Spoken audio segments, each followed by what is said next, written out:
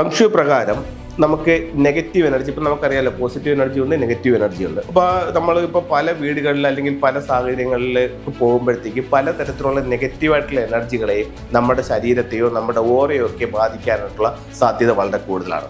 അപ്പോൾ നമുക്കിതിന് എന്ത് ചെയ്യാൻ പറ്റുമെന്നുള്ളതാണ്. ഒന്നെന്ന് പറയുന്നത്, ഇപ്പോൾ നമുക്കിതിനെ അറിയാൻ പറ്റും എന്തോ ഒരു വല്ലായ്മ, ഒരു ബുദ്ധിമുട്ട്, എനിക്കെന്തോ ഒരു ഫ്രഷ്നെസ് കിട്ടുന്നില്ല. അപ്പോൾ അങ്ങനെ എന്തെങ്കിലും ഇത് നമുക്ക് സ്വയം ഫീൽ ചെയ്യും.